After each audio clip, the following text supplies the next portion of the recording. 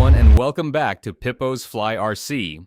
If you've ever looked up at a remote-controlled plane and thought, that looks amazing, but I'd probably crash it in 5 seconds, well, this video is exactly for you.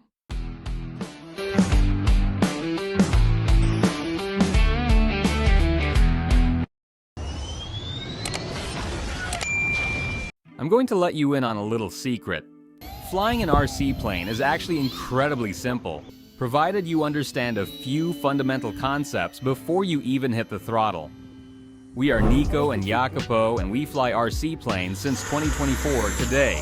We are going to break down everything you need to know to get into the air with confidence, and show you how to fly with a remote cam so you see every movement. Let's go. The first mistake many beginners make is choosing the wrong aircraft. You see a sleek fighter jet like an F-16 and want it immediately. And I understand that. They are my favorite planes too.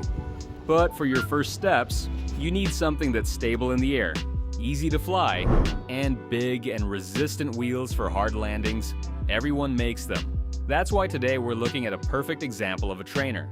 The FMS maule M7 1500 millimeters. It's all about the design. This is a high-wing aircraft, meaning the wing sits on top of the fuselage. This creates a natural pendulum effect that keeps the plane stable and level during flight. Plus, look at those massive wheels. They are lifesavers because they allow you to take off and land on rough grass fields without flipping over.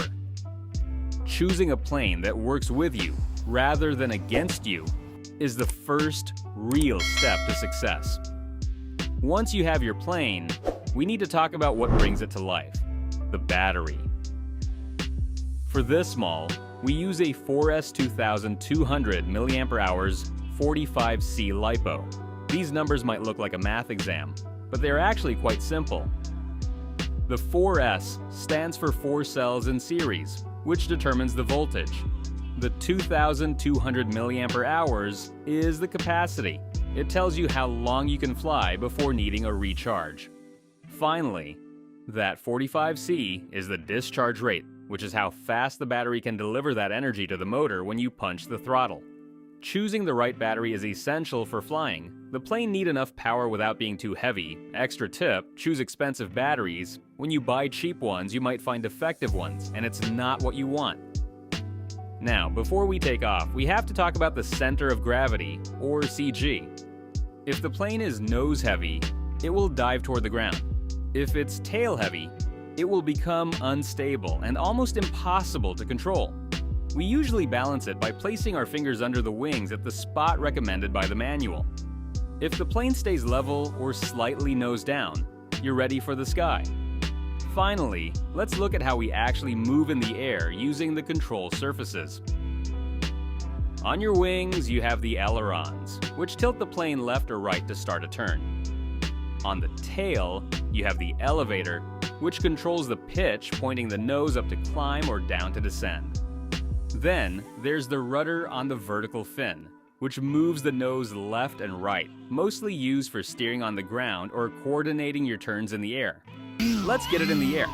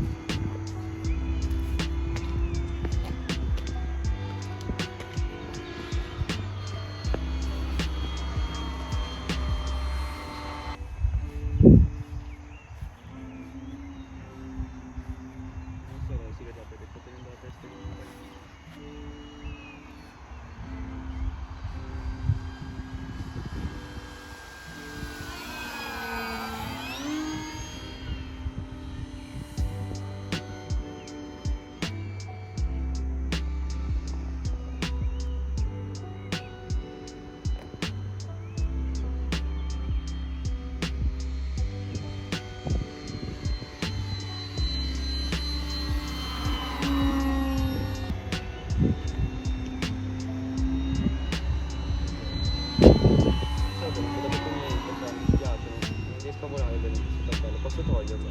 Se no non vedo un cazzo.